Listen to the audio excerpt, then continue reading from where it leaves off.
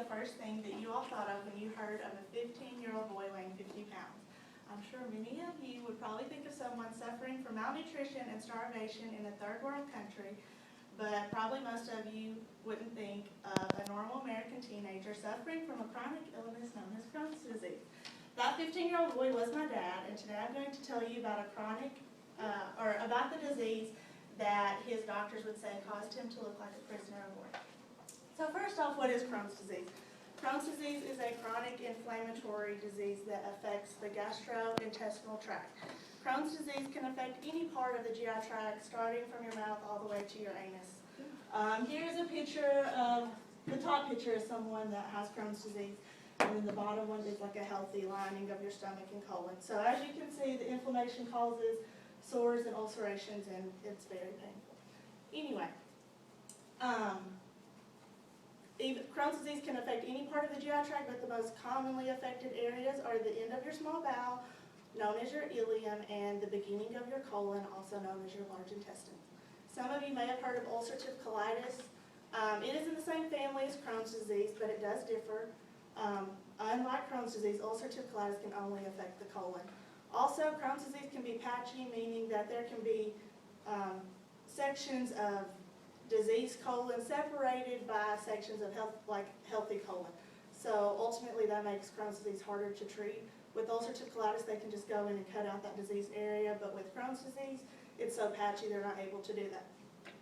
Okay, secondly, what causes Crohn's disease? The cause of Crohn's disease is unknown, but research has been done to show that there is a genetic component, which is the reason for the family picture. If someone in your family has Crohn's disease, there is a much higher likelihood that it will be passed on to future generations.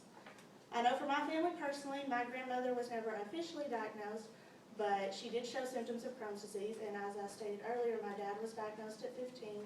I was diagnosed at 11, and also my cousin on that side of the family was diagnosed at 13. So there's definitely a genetic component. Crohn's disease is also an autoimmune disease. Normally your immune system protects your body from bad bacteria and viruses and other outside agents. But in an autoimmune disease, for some unknown cause, the immune system mistakenly attacks the healthy cells in your body. And so in Crohn's disease, it attacks the healthy cells and bacteria in your colon, which causes the inflammation that ultimately causes Crohn's disease. Okay, what are some symptoms of Crohn's disease? There are abdominal symptoms of Crohn's disease, such as recurring episodes of diarrhea, severe abdominal cramps, which is the reason for the girl who's obviously, her stomach hurts. And then also rectal bleeding. And then there are symptoms that affect other parts of the body as well, such as your joints. Painful joint swelling is a symptom of Crohn's disease, along with weight loss, severe fatigue, and mouth ulcers.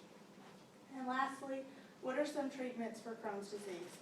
There is no cure for Crohn's disease, but there are several treatment options available. One of these options is oral medications. Anyone who's just been diagnosed with Crohn's disease will always be put on these at the beginning, and these are also used to treat the most mild form of Crohn's disease. The two main types of oral medications used to treat Crohn's disease are one, anti-inflammatory drugs, and those such as steroids, and that pretty much just reduces the inflammation in your body, thus reducing symptoms. Another type of oral medication used to treat Crohn's disease is immunosuppressant drugs, and that basically does what it says. It suppresses your immune system, and since Crohn's disease is an autoimmune disease, it just suppresses your immune system from mistakenly attacking those good cells in your body. But those drugs have a lot of negative side effects because it suppresses your entire immune system, so you're much more likely to pick up viruses and infections if you don't have the immune system to fight it off. So doctors don't like to leave patients on those medications for an extended period of time. There is another form of treatment that comes, or medications that come in the form of an IV or a shot. One of these treatments is Remicade, which is in the form of an IV. And the chemical name for Remicade is infliximab, which is an antibody that attaches itself to the inflammation-promoting protein TNF-alpha. Basically, when it attaches itself to that protein, it prevents that inflammation from being produced, so that reduces the symptoms of Crohn's disease. And there's another drug that's similar to Remicade called Humira, and it basically works the same way, but it It's a newer drug and it comes in the form of a shot instead of an IV, so it's a little bit simpler and doesn't take as long to get.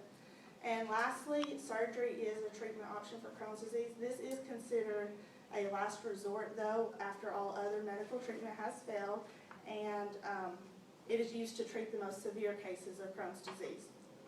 Since the Crohn's disease can affect any part of the GI tract, not all forms of Crohn's disease are operable. I know for me personally, mine is found in my duodenum, which is the end of your stomach, so it cannot be operated on.